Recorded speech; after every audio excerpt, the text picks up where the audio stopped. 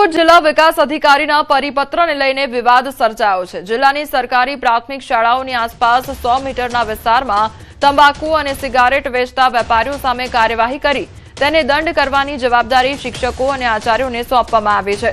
આ નિર્ણયનો પ્રાથમિક શિક્ષક સંઘે વિરોધ કર્યો છે અને પરિપત્ર પરત ખેંચવાની માંગ પણ કરી છે। શિક્ષકોનું કહેવું છે કે હાલ તેઓને એસઆઈઆરની કામગીરી, વસ્તી ગણતરી તથા બોર્ડ પરીક્ષાની ફરજોની જવાબદારીઓ સોંપવામાં આવી છે। હવે વધુ એક કામગીરી સોંપવાથી શૈક્ષણિક કાર્ય પર અસર પડી શકે છે। આ સિવાય દંડ વસૂલવાની કામગીરી દરમિયાન વેપારીઓ સાથે ઘર્ષણ થવાની શક્યતા છે અને તેનાથી કાનૂની વિવાદ પણ ઊભા થઈ શકે છે। તો રાજકોટ જિલ્લા પંચાયત હસ્તક આવતી શાળાઓમાં હાલ અંદાજે 5500થી વધુ શિક્ષકો કાર્યરત છે। શાળાની આસપાસ તમાકુ વેચાણ ન થવું જોઈએ એ બાબત સાથે અમે સમજ છીએ। લોકજાગૃતિના કોઈ કામ હોય, લોકજાગૃતિ બાબતે કોઈ રેલી કરવાની હોય, કોઈ સેમિનાર કરવાના હોય તો એમાં શાળાના શિક્ષકો, બાળકો કે આચાર્યને જવાબદારી સોંપવામાં આવે તો ખૂબ સારી રીતે એમાં ખંતી કરે। પણ દંડ કરવાની જવાબદારી છે એ આચાર્ય જો કરશે તો ગામ લોકો સાથે સંઘર્ષ, દુકાનદાર સાથે સંઘર્ષ થવાની શક્યતા રહેલી છે। શહેરના કરદાતાઓને રાહત આપવાના હેતુથી એક યોજનાની જાહેરાત કરવામાં આવી છે, જેમાં મહેસાણા મહાનગરપાલિકાના બાકી વેરા ધારકો માટે એક સુવર્ણ તક છે। મહેસાણા મહાનગરપાલિકા દ્વારા વર્ષ 2026 માટે મિલકત વેરા તેમજ પ્રોફેશનલ ટેક્સ માટે વ્યાજ અને પેનલ્ટી માફી યોજના જાહેર કરવામાં આવી। ધારાસભ્ય મુકેશકુમાર ડી પટેલની રજૂઆત બાદ આ નિર્ણય લેવામાં આવ્યો। તો આ યોજના અંતર્ગત રહેણાંક મિલકતો માટે 100% માફી આપવામાં આવશે, જ્યારે બિન રહેણાંક એટલે કે કોમર્શિયલ મિલકતો અને પ્રોફેશનલ ટેક્સના બાકીદારોને 50% માફી મળશે। માત્ર બાકીદારો જ નહીં પરંતુ નિયમિત વેરો ભરનારા મિલકત ધારકો માટે પણ 10% વળતર યોજના લાગુ કરવામાં આવી છે। જે ટેક્સની રાહતનો નિર્ણય છે એ માં જેટલી પણ પાછલી બાકી હોય 31 માર્ચ 2026 પહેલાની એના ઉપર જે વ્યાજ અને પેનલ્ટી લાગેલી હોય એને માફ કરવામાં આવશે। 100% માફી રહેણાંક મિલકતો માટે મળશે। ગીર સોમનાથની વિવાદિત વીબી નાંદોડ બીએડ કોલેજના 60થી વધુ વિદ્યાર્થીઓએ ન્યાયની માંગ સાથે જૂનાગઢ ભક્ત કવિ નરસિંહ મહેતા યુનિવર્સિટી ખાતે વિરોધ નોંધાવ્યો હતો। કોલેજ સામે નકલી દસ્તાવેજોના આધારે છેતરપિંડીની એફઆઈઆર નોંધાતા વિદ્યાર્થીઓમાં ભારે રોષ જોવા મળ્યો છે। તો મામલો સામે આવતા યુનિવર્સિટીના કુલપતિએ કડક વલણ અપનાવ્યું છે। યુનિવર્સિટીએ સત્તાવાર જાહેરાત કરી છે કે જૂન 2025થી આ કોલેજની માન્યતા રદ કરી દેવામાં આવી છે। આ નિર્ણયથી 2023થી 2026ની બેચના વિદ્યાર્થીઓના શૈક્ષણિક ભવિષ્ય પર પ્રશ્ન ચિહ્ન લાગી ગયું છે। વિદ્યાર્થીઓએ યુનિવર્સિટી તંત્રને આવેદનપત્ર આપી અન્ય કોલેજોમાં પ્રવેશની લેખિત ખાતરી માંગી છે। યુનિવર્સિટીએ પણ ખાતરી આપી છે કે પોલીસ તપાસમાં સહયોગ આપવામાં આવશે અને કોઈપણ વિદ્યાર્થીનું શૈક્ષણિક વર્ષ બગડવા દેવામાં નહીં આવે। છતાં વિદ્યાર્થીઓમાં ચિંતા યથાવત જોવા મળી રહી છે। બીએડ કોલેજ છે અને એનસીટી નું પ્રમાણપત્ર છે ઇનવેલિડ છે, માન્ય નથી।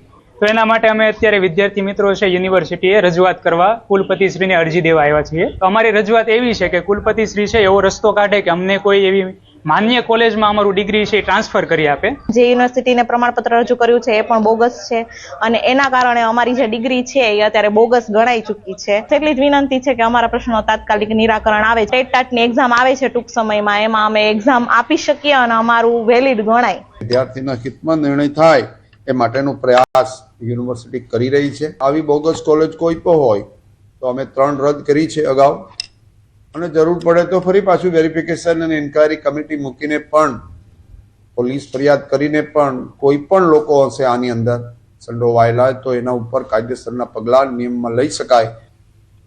રાજ્ય સરકાર દ્વારા આરોગ્ય સેવાઓને વધુ મજબૂત બનાવવા મહત્વનો નિર્ણય લેવાયો છે। આવશ્યક દવાઓની યાદીમાં વધારો કરવામાં આવ્યો છે। વર્ષ 2025-26 માટે 150 નવી દવાઓનો ઉમેરો કરવામાં આવ્યો છે। 2 વર્ષમાં આવશ્યક દવાઓની સંખ્યા 1479 પણ કરવામાં આવી છે। ગુજરાતમાં છેલ્લા 2 જ વર્ષમાં જે 2 વર્ષ પહેલા 717 જેટલી દવાઓ એસેન્શિયલ ડ્રગ તરીકે પૂરી પાડવામાં આવતી હતી, એના બદલે 2 જ વર્ષમાં ડબલ એટલે કે 1479 ડ્રગનું સમાવેશ એસેન્શિયલ ડ્રગમાં કરવામાં આવ્યો, જેમાં વિવિધ પ્રકારના હૃદયરોગની સારવાર હોય, ન્યુરોલોજીકલ સારવાર હોય, કેન્સરની સારવાર હોય, દવાઓની સાથે સર્જિકલ આઇટમ હોય, આ બધી જ દવાઓ સમગ્ર ગુજરાતમાં વિવિધ સ્થળે જ્યાં સરકારી સેવા જે દર્દીઓ લઈ રહ્યા છે તેમને આ બધી જ દવાઓ નિઃશુલ્કપણે પૂરી પાડવામાં આવશે. અમદાવાદમાં કાપડ વેપારીઓ સાથે કરોડો રૂપિયાની છેતરપિંડીનો મામલો સામે આવ્યો છે. અમદાવાદ આર્થિક ગુના નિવારણ શાખા દ્વારા મુખ્ય આરોપીની ધરપકડ કરવામાં આવી છે. આરોપીએ સનમ એન્ટરપ્રાઇઝ નામની ફર્મ શરૂ કરી હતી, જ્યારે તેના સાથીએ એમપી ટ્રેડર્સ નામની ફર્મ શરૂ કરી હતી. બંને આરોપીઓએ વેપારીના સ્વાંગમાં કાલુપુર વિસ્તારમાં વેપારીઓ પાસેથી દલાલો મારફતે કરોડો રૂપિયાના કાપડની ખરીદી કરી હતી અને 90 દિવસમાં ચૂકવણી કરવાની ખાતરી આપી હતી. તે બાદ લગભગ 2 કરોડ 71 લાખ રૂપિયાની ચૂકવણી કર્યા વગર ફર્મ બંધ કરી છેતરપિંડી આચરવામાં આવી હતી. વેપારીઓએ પોલીસમાં ફરિયાદ નોંધાવતા પોલીસે કાર્યવાહી કરી એક આરોપીની ધરપકડ કરી છે. અન્ય આરોપીઓને પકડવા માટે તજવીજ પણ શરૂ કરવામાં આવી છે.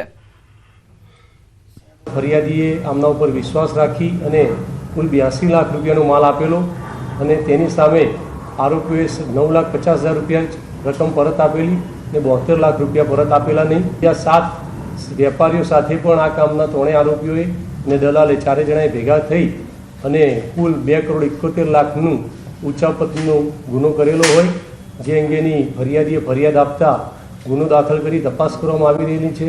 T20 વર્લ્ડ કપને લઈને ક્રિકેટ પ્રેમીઓમાં અનેરો ઉત્સાહ જોવા મળી રહ્યો છે. આવતીકાલે ભારત અને ન્યૂઝીલેન્ડ વચ્ચે ફાઇનલ મુકાબલો, ત્યારે ફાઇનલ મેચ જોવા ક્રિકેટ રસિકો ગુજરાતમાં ઉમટ્યા છે. ફાઇનલ મેચ જોવા યુએસએથી આવ્યા છે અમદાવાદમાં અશ્વિન પટેલ અને ભારતી પટેલ આવ્યા છે અમદાવાદમાં. ત્યારે પટેલ પરિવાર જ્યાં મેચ હોય તે દેશમાં પહોંચે છે મેચ નિહાળવા માટે. 2002 થી આજ સુધી અંદાજે 20 જેટલા દેશોમાં ભારતની મેચ જોવા માટે પહોંચ્યા છે. અનેક ખેલાડી સાથે ફોટો અને યાદગાર વાત પણ તેમના દ્વારા જણાવવામાં આવી છે. T20 વર્લ્ડ કપની હર કોઈ રાહ જોઈ રહ્યું છે. આવતીકાલે આ મેચ યોજાવાની છે, એટલે કે ભારત અને ન્યૂઝીલેન્ડ વચ્ચેની ફાઇનલ મેચની આતુરતાપૂર્વક રાહ જોઈ રહ્યા છે. પરંતુ ક્રિકેટ પ્રેમીઓ એવા છે કે દેશ નહીં દુનિયાના સીમાડાથી ભારતમાં ગુજરાતમાં આવી રહ્યા છે આ ફક્ત મેચ નિહાળવા માટે. એવા જ અશ્વિનભાઈ પટેલ કે જેઓ યુએસએ વસે છે, યુએસએના નાગરિક છે, મૂળ ભારતીય છે, મૂળ ગુજરાતી છે, પરંતુ ત્યાંથી સ્પેશિયલ મેચ જોવા માટે ગુજરાત આવ્યા છે, વતનમાં આવ્યા છે. તેમની સાથે વાત કરીશું. અશ્વિનભાઈ, વતનમાં મેચ જોવાનો અનેરો આનંદ, કેટલા દેશોમાં અત્યાર સુધી મેચ જોઈ છે તમે? સ્પેશિયલ મેચ હોય ત્યાં પહોંચી જાવ છો, કેટલી મેચો જોઈ? અત્યાર સુધી સ્ટાર્ટ થઈ ત્યાં સુધીમાં 2002થી શરૂ કરી આજે 2026, એમાં 2002માં વેસ્ટ ઇન્ડિઝ, 2007 T20 વર્લ્ડ કપની શરૂઆતમાં સાઉથ આફ્રિકા, ત્યારે પછી 2013માં ફરી West Indies, 2019 England, India versus ન્યૂઝીલેન્ડની જે સેમીફાઇનલ બનેલી આપણે હાર્યા, અને ઇંગ્લેન્ડ વર્સિસ ન્યૂઝીલેન્ડ જે ફાઇનલ 2 વખત ટાઈ થઈ એ જોઈ. એ પછી 2023 ન્યૂઝીલેન્ડમાં ગયા, ત્યાં 5 સિરીઝની વનડે જોઈ. અને આ વખત ખરેખર ભારતમાં T20 વર્લ્ડ કપ, અને અમારે પહેલાં આવ્યા નેધરલેન્ડ સામે જોઈ, બીજી match south Africa, Ahmedabad Modi stadium, Chennai ગયા, કલકત્તા ગયા, મુંબઈ ગયા ગઈકાલે સેમીફાઇનલ, અને કાલે હવે ફાઇનલ માટે રાહ જોઈને બેઠા છીએ. ક્રિકેટ રસિકો દૂર દૂરથી ક્રિકેટ નિહાળવા માટે આવતા હોય છે અને આ ફેમિલી યુએસએ રહે છે. 2002થી જ્યાં મેચ હોય છે ત્યાં પહોંચી જાય છે. જે હોટલની અંદર ક્રિકેટરો રહેતા હોય છે તે જ હોટલમાં રહેવાનો પ્રયાસ કરે છે અને તે જ હોટલમાં રહે છે. અને ત્યાંથી આ ક્રિકેટ લવરો તે પોતાની જે દેશ માટેનું જુનૂન હોય છે, દેશ માટેનો જજ્બા હોય છે તે કાયમ રાખે છે અને આ મેચ નિહાળવા માટે પહોંચી જતા હોય છે અને તે પોતાની વાતો જે છે તે કરી રહ્યા છે. ખાતે આવેલા બાભરકોટ માર્કેટિંગ યાર્ડમાં તુવેરના પાકની ટેકાના ભાવે ખરીદીનો વિધિવત શુભારંભ કરવામાં આવ્યો. તો બોટાદ જિલ્લાના ખેડૂતોને લાભ મળે તે માટે ભારત સરકારની PSS યોજના હેઠળ ગુજકો માસોલ અને નાફેડના સહયોગથી ખરીદી શરૂ કરાઈ છે. તુવેરનો ટેકાનો ભાવ પ્રતિ ક્વિન્ટલ 8,000 રૂપિયા અને પ્રતિમણ 1,600 રૂપિયા નક્કી કરવામાં આવ્યો છે, જ્યારે હાલ બજારમાં પ્રતિમણ આશરે 1,400 રૂપિયાનો ભાવ ચાલી રહ્યો છે. એટલે ખેડૂતોને પ્રતિમણ લગભગ 200 રૂપિયાનો વધારાનો લાભ મળી રહ્યો હોવાથી ખેડૂતોમાં ખુશી જોવા મળી રહી છે. માર્કેટિંગ યાર્ડના ચેરમેન મનહરભાઈ માતરિયા અને આગેવાનોની હાજરીમાં દીપ પ્રાગટ્ય અને પૂજન સાથે કાર્યક્રમ યોજાયો હતો. તુવેરની ખરીદીની આજે બોટાદ જિલ્લાની અંદર શરૂઆત થઈ છે. બોટાદ ખાતે કુલ 300 અરજીઓ ખેડૂતોએ કરેલ છે. એ અનુસંધાને આજે બોટાદના પાળિયાદ ખાતે આવેલ સબયાર્ડ ખાતે તુવેરની ખરીદીની કામગીરી શરૂ થઈ છે, જેમાં પ્રતિ ક્વિન્ટલ દીઠ 8,000 રૂપિયા એટલે કે મણ દીઠ 1,600 રૂપિયાના ભાવો છે. માર્કેટની અંદર 1,300 થી 1,400ના ભાવ ચાલે છે.